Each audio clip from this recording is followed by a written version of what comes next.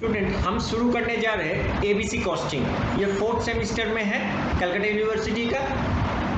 तो ये एबीसी जो कॉस्टिंग है, इसका थोड़ा हम पहले से थोड़ा चर्चा कर लेते हैं कि एबीसी कॉस्टिंग होता क्या है। तो normally ABC costing activity based costing, मतलब एक्टिविटी वाइज हम लोग को कॉस्टिंग करना है। नॉर्मली क्या होता है कि पहले देखो हम लोग का आता है ट्रेडिशनल कॉस्टिंग। यहाँ पर जो सम जो है ये ट्रेडिशनल और एक्टिविटी दोनों में ही हमको करने बोला है। तो ट्रेडिशनल में क्या होता है कि टोटल ओवरहेड में हम लोग को एक साथ कंबाइंड एक रेट निकालते थे, लेकिन एक्टिविटी बेस्ड कॉस्टिंग यूज करने के लिए डिफरेंट ड्राइवर हम लोग को यूज करना है। तो यहाँ देखो लिखा हुआ है एंड एक्टिविटी कॉस्टिंग अप्रोच में भी हम लोग को करना है यूजिंग सुटेबल कॉस्ट ड्राइवर्स।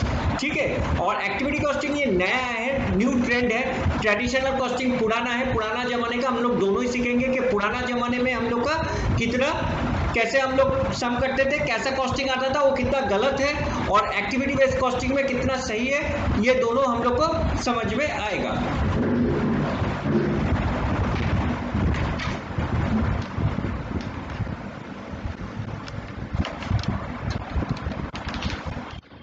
तो स्टूडेंट शुरू करते हैं। देखो हमने थोड़ा बहुत फॉर्मेट पहले से कर दिए हैं। देखो पहले एज पर ट्रेडिशनल कॉस्टिंग, मतलब पुराना जमाने का क्या मेथड था। पुराने जमाने का मेथड में देखो यहाँ लिखा हुआ है, क्वेश्चन को थोड़ा फॉलो भी करना पड़ेगा कि ट्रेडिशनल कॉस्टिंग किसका बेस में होता है। तो देखो traditional costing approach using direct labour hour rate. Direct labour hour rate का बेसिस में हम लोग को एब्जॉर्ब करना पड़ता है। तो देखो डायरेक्ट लेबर आवर रेट में मेरा क्या आएगा ना, टोटल ओवरहेड, मेरा जो खर्चा है, देखो ये टोटल 3 खर्चा है मेरा। एक है मशीन, एक है सेटअप कॉस्ट और है ऑर्डरिंग कॉस्ट। ये तीनों मिला के मेरा 2,85,000 है। 2,85,000 है। डायरेक्ट लेबर आवर रेट से हम लोग को ट्रेडिशनल कॉस्टिंग करना पड़ेगा। तो देखो टोटल अमाउंट ऑफ ओवरहेड, तो हम लोग यहां लिख सकते हैं 2,85,000 और टोटल लेबर आवर।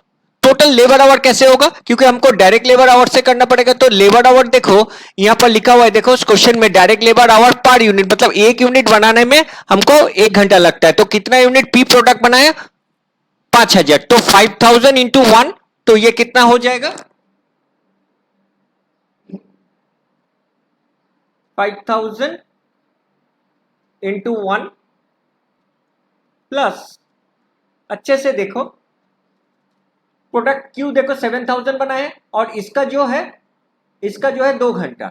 तो 7,000 इंटू 2, तो टोटल मेरा लेबर आवर आ जाएगा, देखो 7,000 इंटू 2 14, और 5,000 इंटू 1 9,000, मतलब टोटल लेबर आवर से हम लोग को डिवाइड करना पड़ेगा।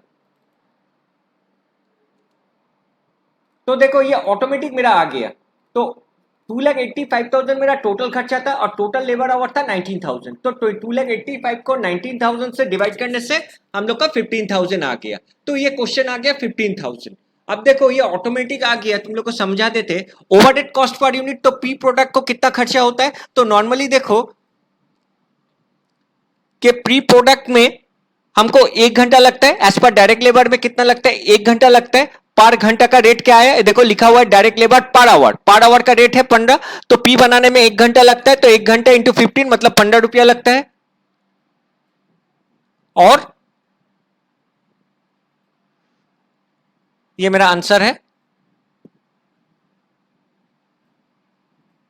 और देखो क्यू प्रोडक्ट बनाने में 2 घंटा लगता है, पर घंटा का रेट तो मेरा ट्रेडिशनल अप्रोच से निकल ही गया 15 रुपया। तो 2 इंटू 15 30 रुपीज। तो एज पर ट्रेडिशनल, तो ये जो पोर्शन है ये मेरा ट्रेडिशनल पोर्शन है, पुराने जमाने का है। तो इसमें से हम लोग निकाले कि पी प्रोडक्ट बनाने में मेरे को 15 रुपया लगता है, और क्यू प्रोडक्ट बनाने में 30 रुपीज लगता है। अच्छा एक तो बैक कैलकुलेशन करके दिखा देते कि कैसे टोटल खर्चा तो मेरा 2,85,000 आया। तो देखो प्री प्रोडक्ट बनाने में हर यूनिट के लिए 15 रुपया लगता है। तो how many unit are produce P, 5,000। अगर यहां पर हम लोग 5,000 लिखेंगे और क्यू प्रोडक्ट बनाए 7,000, तो अगर पर यूनिट 15 हुआ तो 5,000 इंटू ये, इसका देखो आंसर क्या आएगा,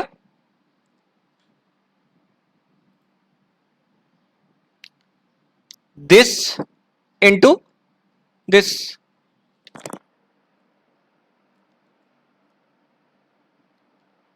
75,000 है प्रोडक्ट पी बनाने में, और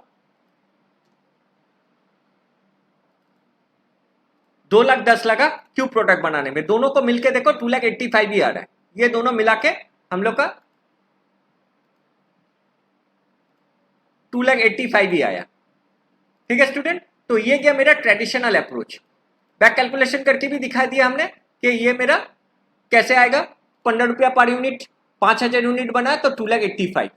तो ये गया मेरा ट्रेडिशनल कॉस्टिंग, जहां पर ट्रेडिशनल कॉस्टिंग में 15 रुपीज आया था पी पर यूनिट बनाने के लिए और क्यू बनाने के लिए 30। ठीक है, क्लियर। अब जाते हैं एक्टिविटी कॉस्टिंग, मेन कॉस्टिंग में। तो इसमें क्या है, हमको सेपरेट सारा चीज करना पड़ेगा, सारा कैलकुलेशन मेरे को सेपरेट करना है।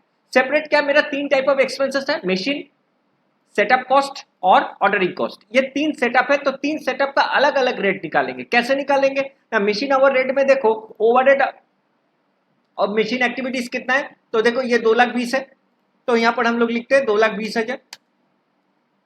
टोटल मशीन आवर मेरा कितना लगा, तो टोटल मशीन आवर देखो यहाँ पर मशीन आवर है पर यूनिट 3 और इसका 1, तो 5,000 इंटू 3 कितना होता है 15,000, डायरेक्टली कर देते। और 7,000 इंटू 1 7,000, तो 15,000 प्लस 7,000 22,000, तो यहाँ पर 22,000 से डिवाइड कर दिए, तो देखो रेट मेरा आ गया 10,000।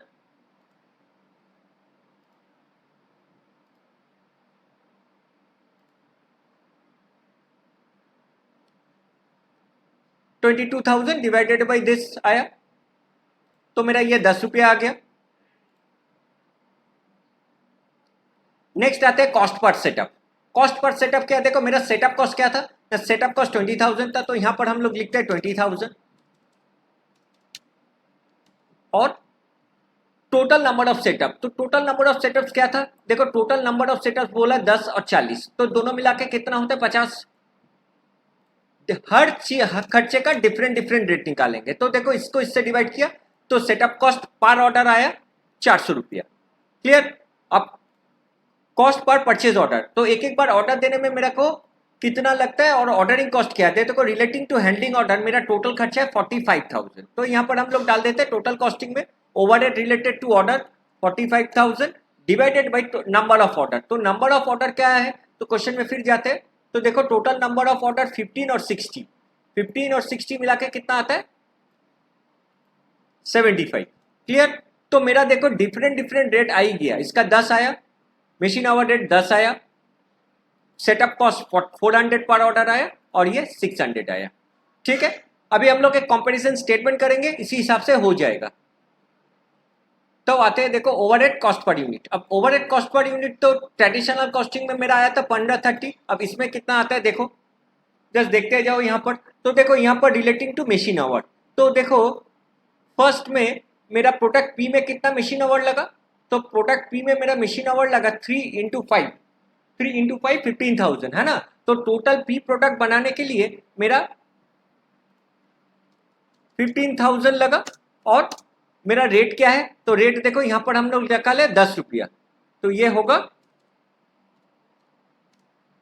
10 रुपीज, तो जो क्या आता है 1,50,000।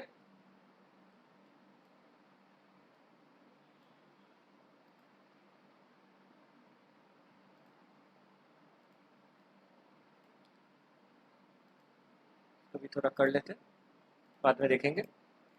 अब प्रोडक्ट क्यू बनाने के लिए, तो प्रोडक्ट क्यू बनाने के लिए कितना लगता है, तो देखो प्रोडक्ट क्यू बनाने में मेरा 7,000 यूनिट मशीन आवर लगता है एक, तो 7,000 इंटू 1 मतलब 7,000 ही घंटा हमको लगता है। तो यहाँ पर हम लोग क्या करेंगे, तो यहाँ पर हम लोग 7,000 7,000 इंटू 10, तो यहाँ पर आया कितना 70,000। अच्छे से इसको वॉच करो, हो गया। अब आते हैं मेरा सेटअप कॉस्ट, तो सेटअप कॉस्ट में पी में मेरा सेटअप कॉस्ट क्या था, वेरी सिंपल, ज्यादा सम है ही नहीं इसमें। तो सेटअप कॉस्ट क्या है, देखो पी का सेटअप है 10 और इसका 40, तो पी प्रोडक्ट बनाने के लिए मेरा 10 सेटअप लगता है, तो इसको 10 लिखे। और पर सेटअप का कॉस्ट क्या है, देखो यहाँ पर लिखा है 400, तो यहाँ पर हम लोग इसको 400 कर देते, जो कि आता है 4,000।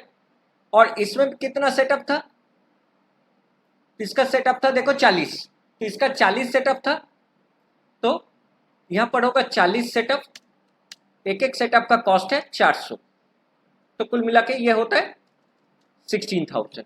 अब बाकी रह गया नंबर ऑफ ऑर्डर, तो पी प्रोडक्ट बनाने के लिए कितना ऑर्डर देना पड़ता है, देखो 15 और क्यू का 60, याद रखो 15 और 60, तो इसमें देखो यहां पर कर देते हमने 15 इंटू, तो इसमें क्या करेंगे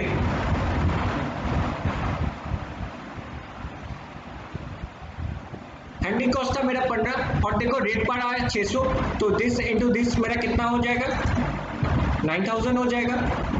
और इसका कितना हैंडलिंग कॉस्ट था, तो इसका नंबर ऑफ हैंडल कितना था, तो देखो इसका हैंडलिंग कॉस्ट था 60, तो 60 था, तो यहाँ पर 60 मेरा था और मेरा रेट क्या था 600 था, जो कि आएगा यहाँ पर 36,000। तो मेरा देखो टोटल कॉस्टिंग आ गया 1,63 और 1,20, देखो दोनों को टोटल करके 2,85 ही आएगा। मेरा टोटल एक्सपेंसेस कभी चेंज नहीं होगा। अब देखो प्रोडक्ट पी कितना बनाया और प्रोडक्ट क्यू कितना बनाया, तो देखो प्रोडक्ट पी हमने 5000 बनाया, तो ऑटोमेटिक देखो 1,60,000 से 5,000 डिवाइड करने से रेट पर यूनिट आ गया, और ये कितना बना था 7,000 बना था, तो देखो इसमें आ गया 17.43। अब देखो ट्रेडिशनल कॉस्टिंग में प्रोडक्ट पी का आया था 50, यहाँ पर कितना आ रहा है एज पर एक्टिविटी कॉस्टिंग 32.6। मतलब इसमें समझ में आ रहा है कि एक्टिविटी कॉस्टिंग एकदम साइंटिफिक है, modern, it is also known as a modern approach. So modern approach होने से क्या होता है कि देखो इसका कॉस्टिंग जो होता है एकदम एक्यूरेसी आता है 32.6, जहां के 15 रुपया है। मतलब ट्रेडिशनल कॉस्टिंग में अगर हम लोग जाएंगे तो मेरा कंपनी डूब जाएगा। तो देखो इसका कॉस्टिंग आया 32.6 और प्रोडक्ट क्यू 30, इसका आया देखो 17.43। तो activity costing it is a modern approach, ये मॉडर्न कॉस्टिंग में आता है, और सारा चीज को एबीसी कॉस्टिंग एनालिसिस से ही डिफरेंट ड्राइवर्स डिफरेंट कॉस्ट से लेके हम लोग ये सम कर सकते हैं। तो होपफुली तुम लोग को ये सम समझ में आया होगा। हम कुछ सम होमवर्क देंगे जो तुम लोग कर पाओगे, जो ये सम अच्छे से देखेगा तो कोई भी एबीसी कॉस्टिंग का सम कर पाएगा। ट्रेडिशनल कॉस्टिंग में एक चीज तुम लोग को देख लेना पड़ेगा, क्या ट्रेडिशनल कॉस्टिंग में कौन सा बेसिस में होता है। जैसे इसमें डायरेक्ट लेबर आवर रेट है, कोई कोई टाइम मशीन आवर रेट होता है, कोई कोई दूसरा हो सकता है, दूसरा पैरामीटर हो सकता है, वो तुम लोग देख लोगे, देख के ये सम तुम लोग कर लोगे। होपफुली तुम लोग को समझ में आया होगा ABC costing. Thank you so much.